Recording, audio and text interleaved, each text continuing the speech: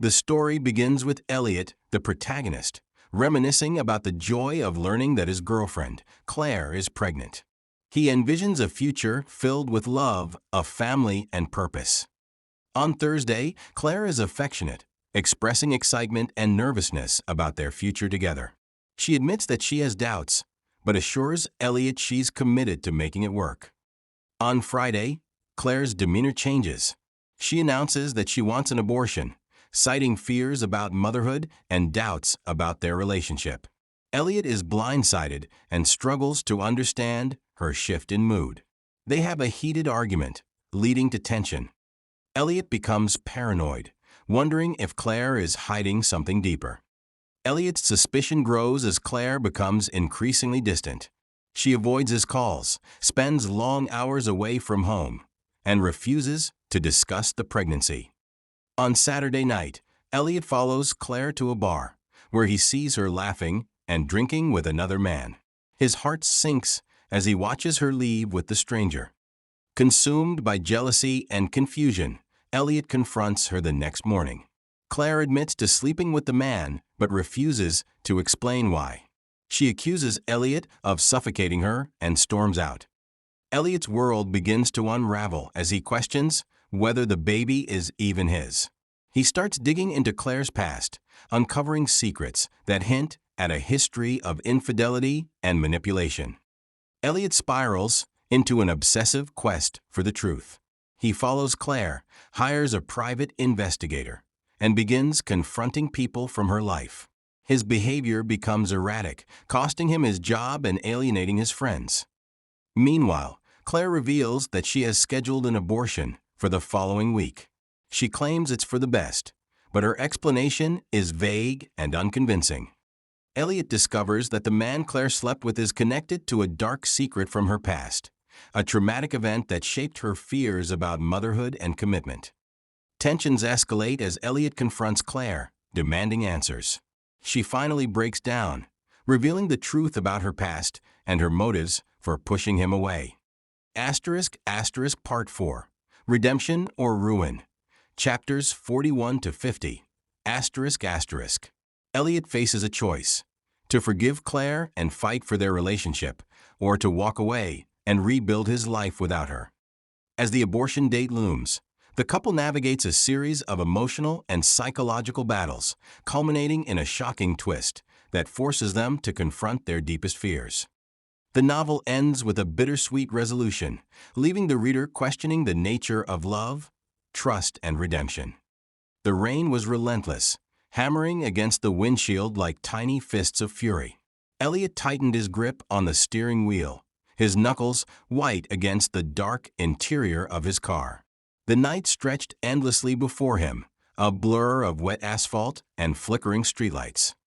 He replayed the conversation from Thursday in his head, the way Claire's eyes had sparkled when she told him the news.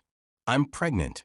Her voice had been soft, almost fragile, as if she were afraid to shatter the moment. They had spent hours talking about names, nursery colors, and the kind of parents they wanted to be. But that was Thursday. By Friday, the world had shifted. Claire's tone had changed, her excitement replaced by something darker, something Elliot couldn't quite name. "I don't think I can do this," she had said, her voice trembling. I need to end this, Elliot." He had stared at her, uncomprehending. "End what?" "The pregnancy." The word hung in the air like a noose, tightening around his chest. He had tried to reason with her, tried to understand where this sudden change had come from. But she had been evasive, her eyes darting around the room like she was looking for an escape. Now, as he sat in his car outside her apartment, the rain masking the sound of his ragged breathing, he wondered if he had ever really known her at all. The light in her window flickered on, and Elliot felt his stomach drop.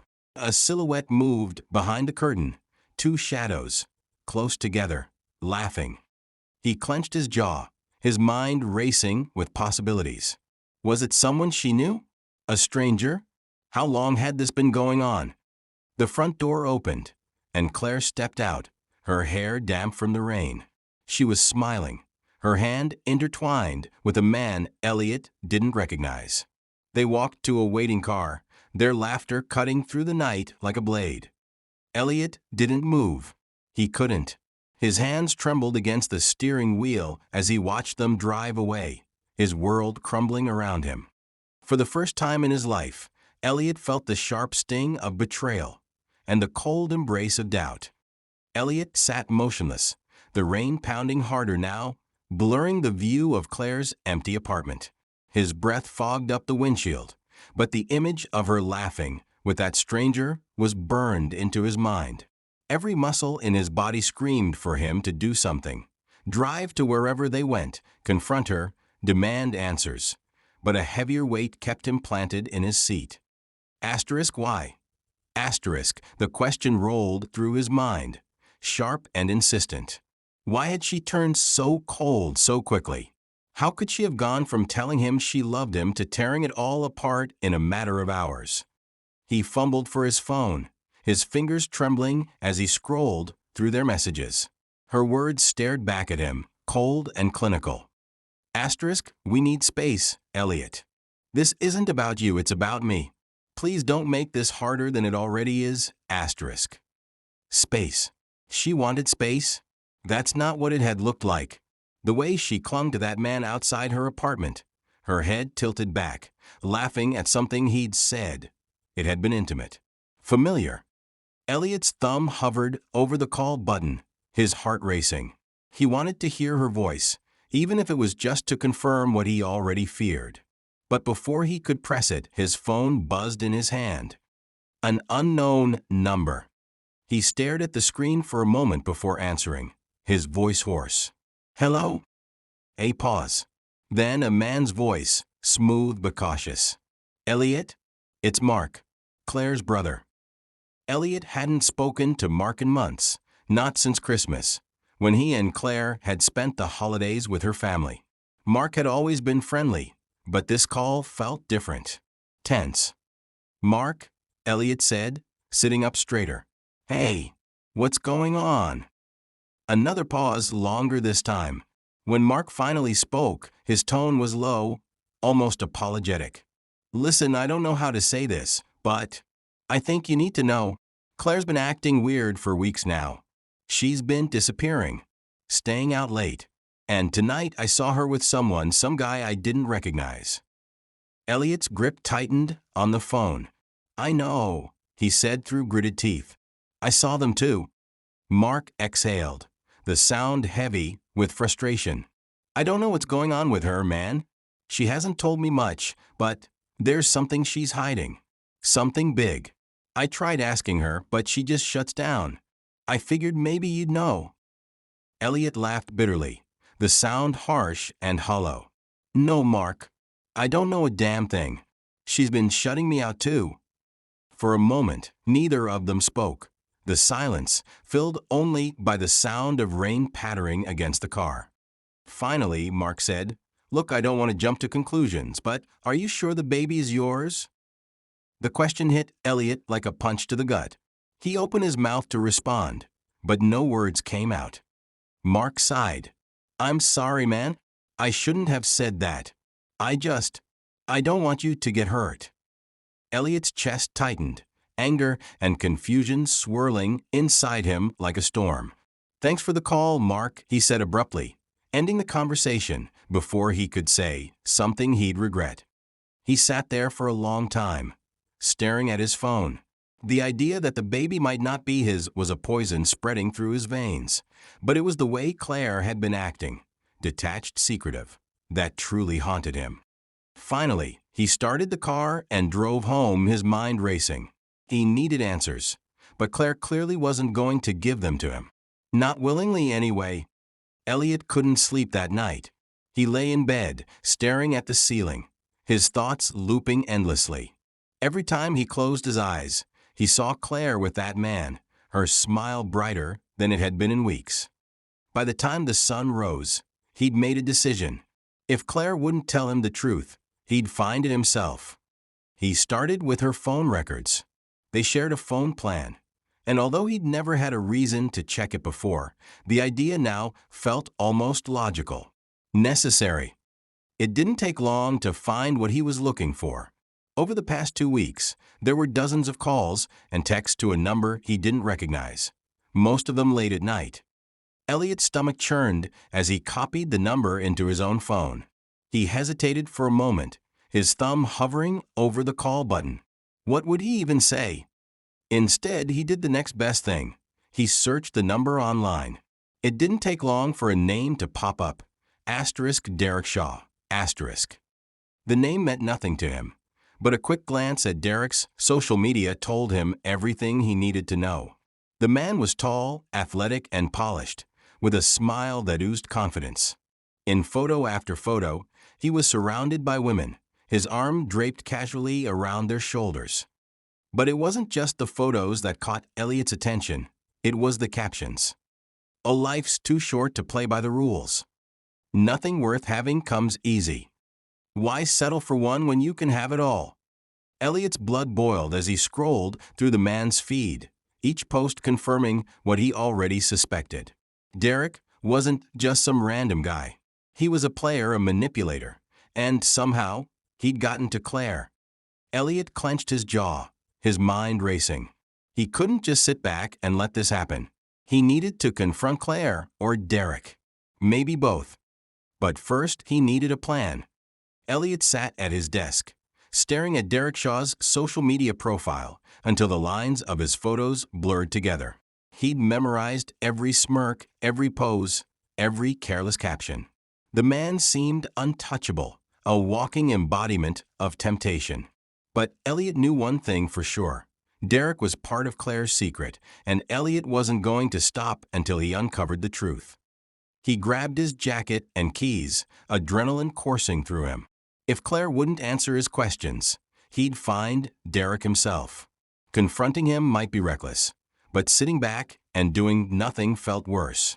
He wasn't sure what he'd say or do when he found him, but Elliot wasn't thinking that far ahead.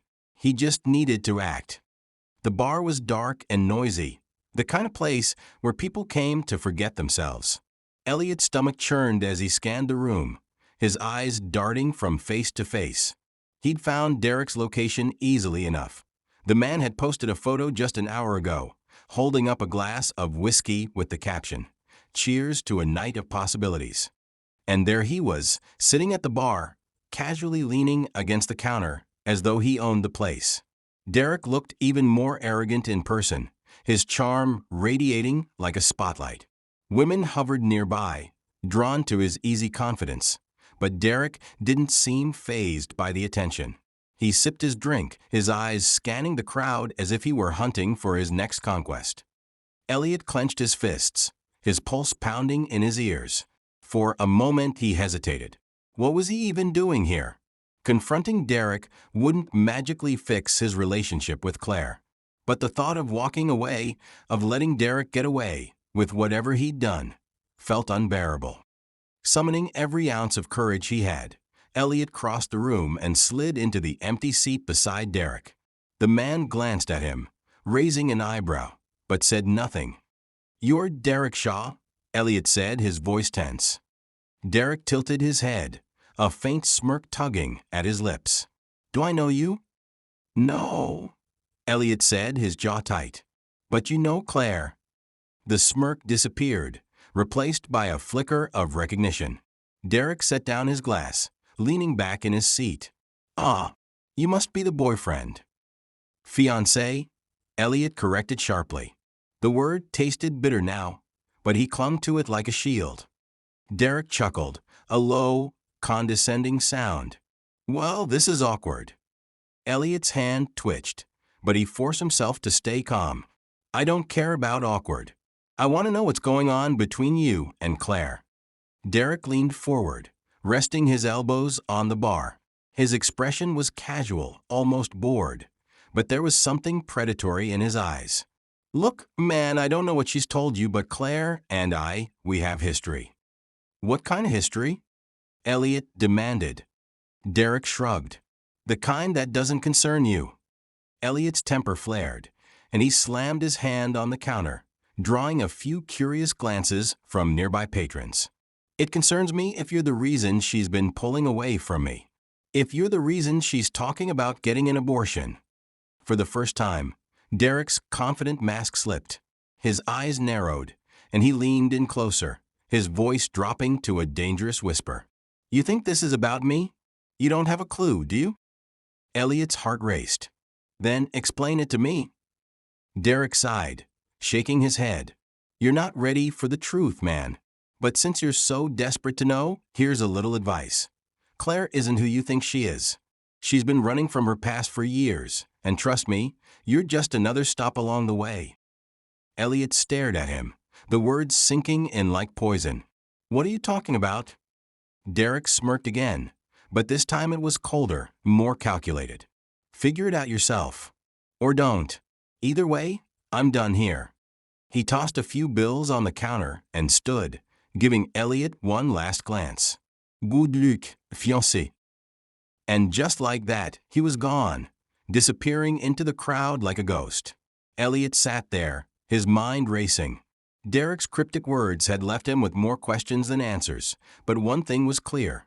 Claire was hiding something big. When Elliot got home, the apartment felt emptier than ever. Claire was gone again, her side of the bed untouched. He sat at the kitchen table, Derek's words replaying in his mind. She's been running from her past for years. What did that mean? What kind of past could Claire possibly have that she hadn't shared with him? They'd been together for 3 years, and Elliot had always thought he knew her better than anyone. But now he wasn't so sure. He grabbed his laptop and opened a search engine, his fingers hovering over the keyboard. He wasn't even sure where to start. He typed her name, *Claire Sullivan*, and began sifting through the results. Most of it was mundane, old social media accounts, a LinkedIn profile, a few mentions in local newspapers from her college days. But then he found it. An article buried in the archives of a small-town newspaper, dated nearly a decade ago. The headline made his blood run cold. "A local woman escapes house fire. Husband presumed dead." Elliot's stomach churned as he clicked the link. The article was short, but the details were chilling. A fire had destroyed a house in a rural area, killing a man named Andrew Sullivan, Claire's first husband. According to the report, Claire had escaped the blaze with only minor injuries, but investigators had been unable to determine the cause of the fire. Elliot stared at the screen, his mind reeling. Claire had never mentioned being married before. She'd never mentioned a fire. And why had Derek said she was running? His hands trembled as he closed the laptop. The Claire he thought he knew was a lie. But if her past was a lie, what else had she been hiding? Elliot couldn't sleep. The article about the fire haunted him, each word playing over in his head like a sinister refrain. Claire had been married before, and her husband had died under mysterious circumstances. How could she have hidden something so monumental from him? And Derek, what had he meant when he said she was running from her past? Was this the past he was referring to? By morning, Elliot had made up his mind. He needed to know everything. The truth about Claire, the fire, and why she had kept it all a secret. He wasn't going to let her brush him off anymore. Later that day, Claire walked into the apartment that evening, her face pale and drawn. She carried a plastic grocery bag in one hand, but she barely acknowledged Elliot as she stepped inside. "Where were you?" Elliot's voice was calm, but there was a hard edge to it. Claire froze, her back to him. "Out," she said after a moment. "With him?" She turned slowly, her eyes narrowing. "What are you talking about?" "Derek," Elliot said, standing. "I saw you with him outside your apartment. I spoke to him last night." Claire's face shifted, a flicker of panic crossing her features before she masked it. "You followed me?" "Don't turn this around on me," Elliot snapped. "You've been lying to me, Claire. About Derek, about the baby, about everything." She flinched at the mention of the baby, but her voice was steady when she said, "You don't know what you're talking about." "Then tell me." Elliot's voice rose, frustration boiling over. "Tell me what's going on because I'm done playing this game. I found the article, Claire. About the fire. About Andrew." Her face went pale, and she took a step back, as though the words had physically struck her. You looked me up? What else was I supposed to do? Elliot said, his voice softer now. You've shut me out completely. You've been hiding this huge part of your life from me, and now you're acting like I'm the bad guy for wanting to understand? Just tell me the truth, Claire. Please. For a moment, it looked like she might refuse. Her hands clenched into fists at her sides, and she avoided his gaze. But then she sank into the chair at the kitchen table, her shoulders slumping in defeat. You want the truth, she said, her voice barely above a whisper. Fine, but you're not going to like it. Claire stared down at her hands, her fingers twisting nervously.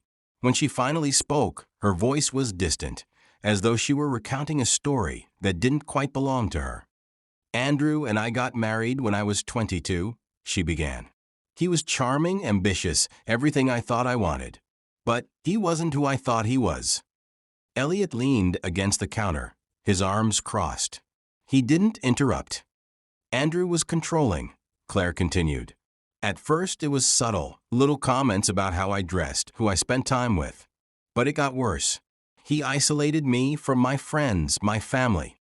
He had this way of making me feel like I couldn't survive without him. Like I owed him everything. Her voice trembled, but she pressed on. The night of the fire, we'd had a fight. A bad one. He was drinking and she stopped, taking a shaky breath. He hit me. It wasn't the first time, but it was the worst. Elliot felt a knot form in his stomach. He hadn't expected this. I ran to the bedroom and locked the door, Claire said. I just wanted to get away from him. I heard him yelling, throwing things, and then her voice broke. And then the fire alarm went off. I don't even know how it started. Maybe he knocked something over. Maybe it was an accident. But by the time I realized what was happening, the whole house was filled with smoke. She looked up at Elliot, her eyes glassy, with unshed tears. I tried to save him. I swear I did. But I couldn't get to him. The flames were everywhere. I barely made it out alive. Elliot sat down across from her, his mind racing. Why didn't you tell me any of this? Claire shook her head. Because I wanted to forget. I wanted to start over, and you gave me that chance. You made me feel safe again, Elliot. I didn't want to ruin it by dredging up the past. He frowned.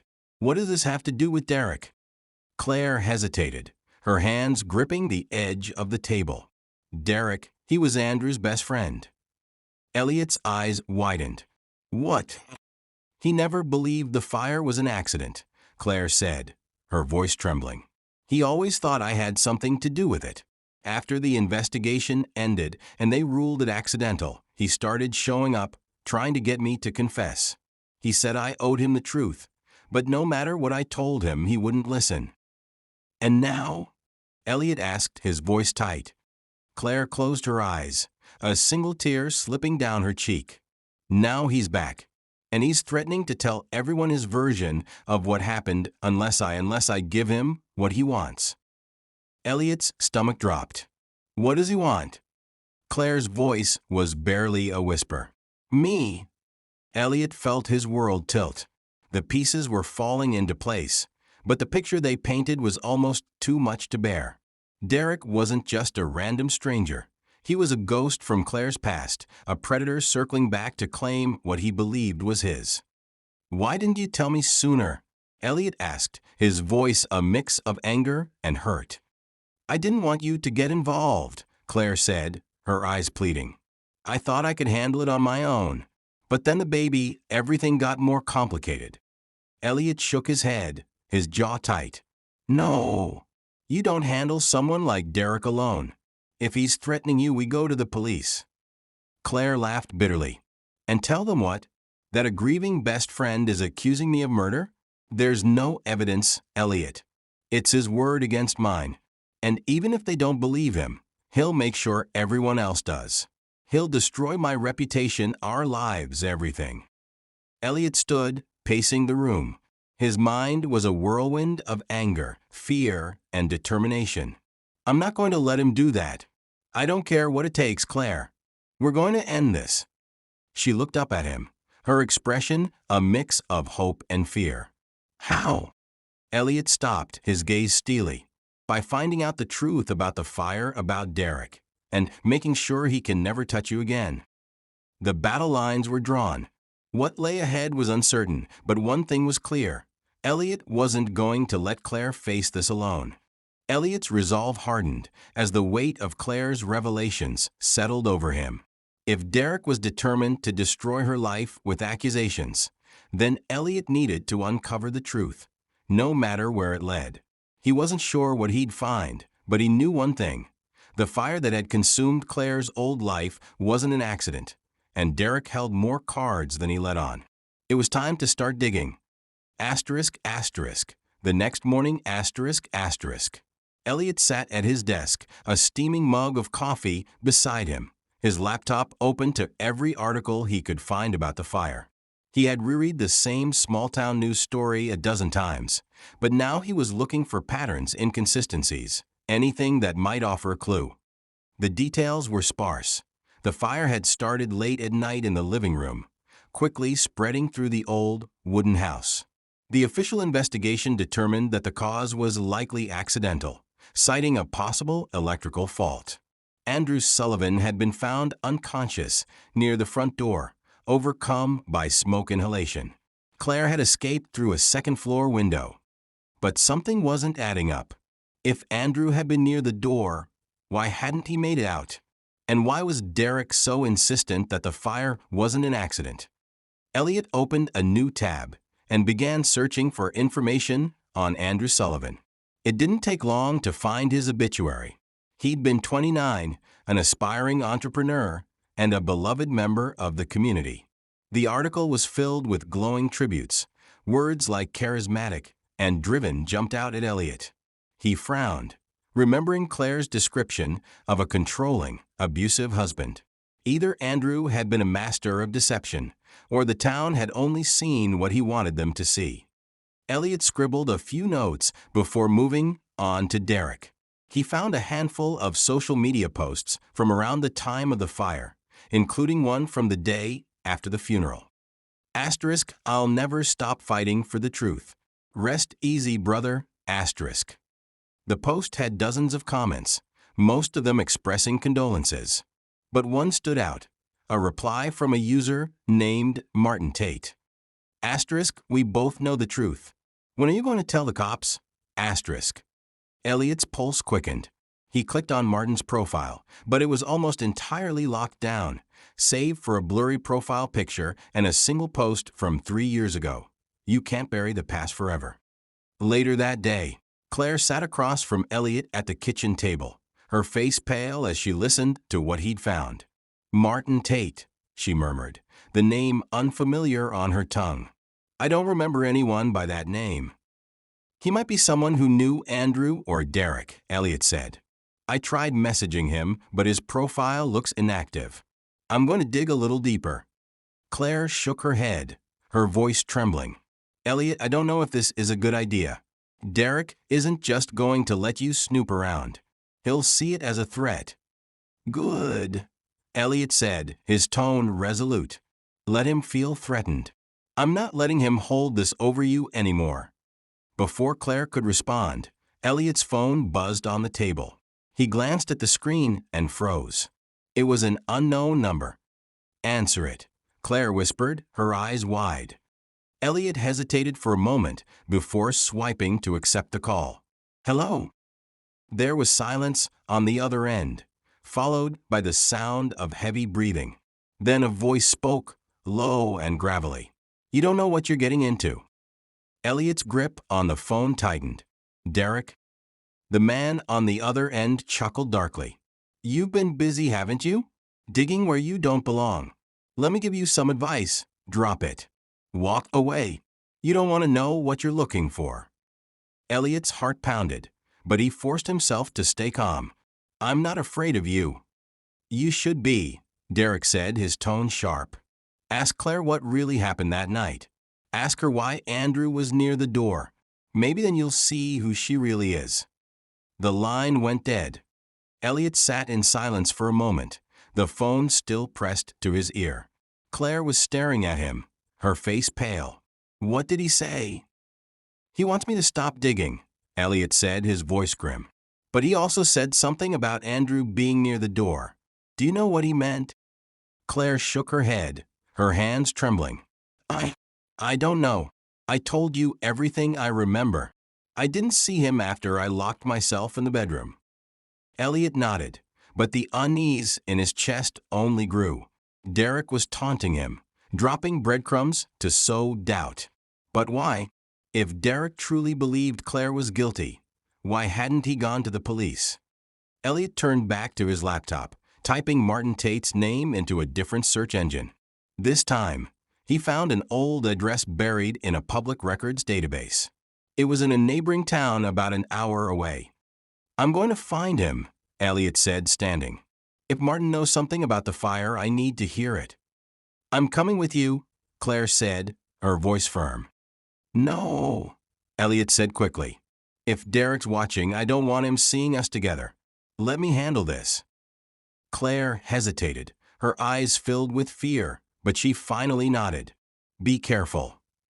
The drive to Martin Tate's address was uneventful, but Elliot's nerves were on edge. The small house was tucked away at the end of a quiet street, its paint peeling and the lawn overgrown. Elliot parked a few houses down and walked to the door, his heart pounding. He knocked twice, the sound echoing in the stillness. For a moment, there was no response. Then the door creaked open, revealing a disheveled man in his 40s. His eyes were bloodshot, and his expression was wary. Martin Tate? Elliot asked. The man nodded slowly. Who's asking? My name's Elliot, he said. I'm looking for answers about Andrew Sullivan. I think you know something about the fire.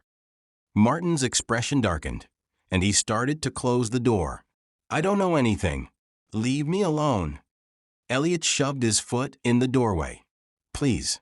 I'm trying to protect someone I care about. If you know something, anything, I need to hear it. Martin stared at him for a long moment, his jaw tight.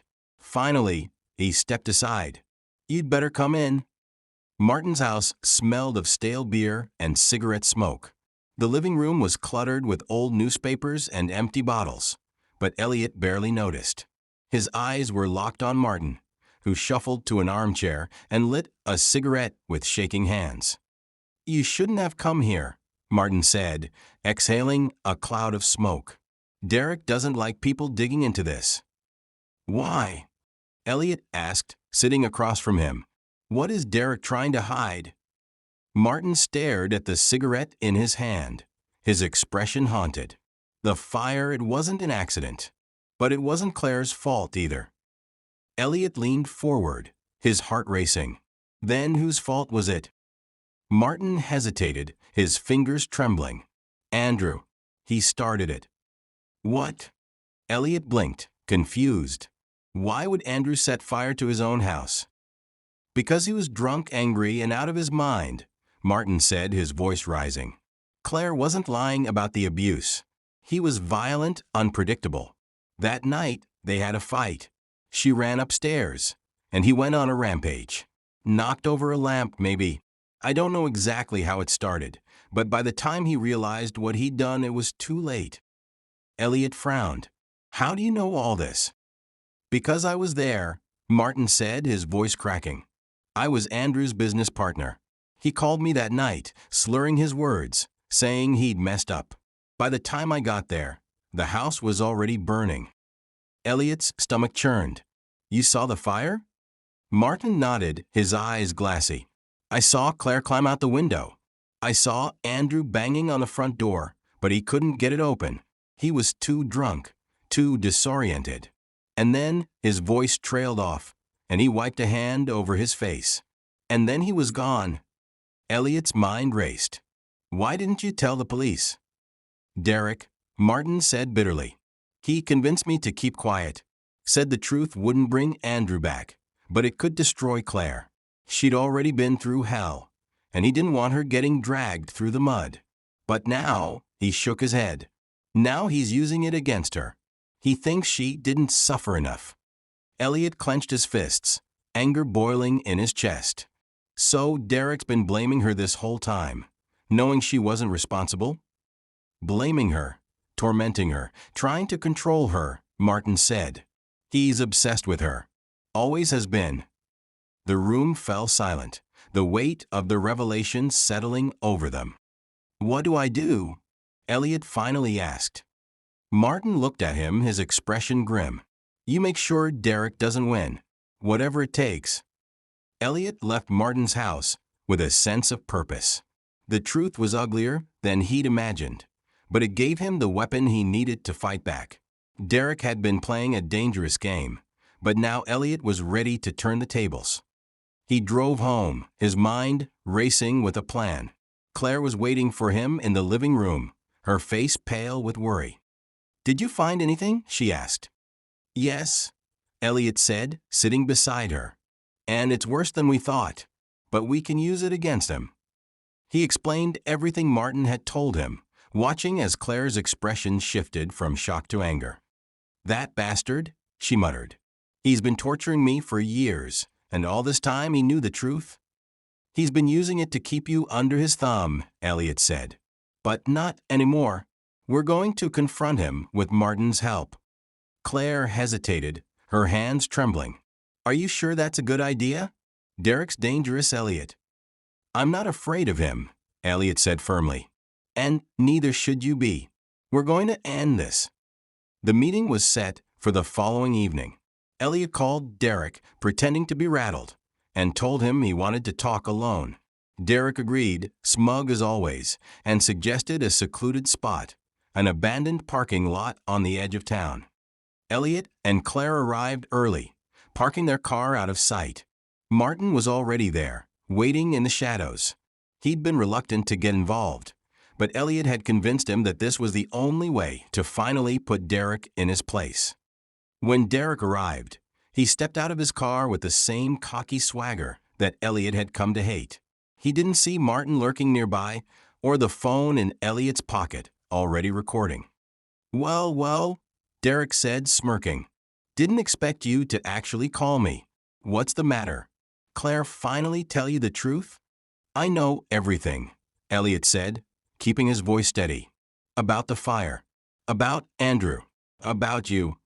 Derek's smirk faltered for a split second before returning. You don't know a damn thing. I know you've been lying, Elliot shot back. I know you've been using Claire's past to control her. And I know you're the reason she's been living in fear all these years. Derek's expression darkened. You're playing with fire, kid.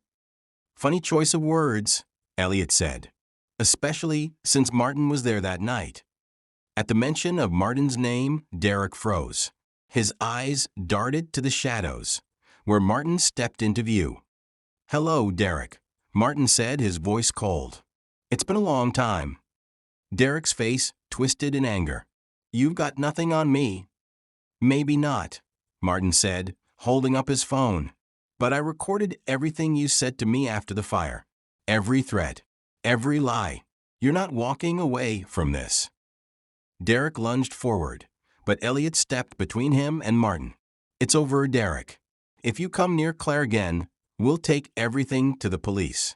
And if that doesn't stop you, I'll make sure everyone in town knows who you really are. Derek glared at them, his chest heaving. For a moment, Elliot thought he might lash out, but then he backed away, his hands raised. You think this is over? Derek snarled.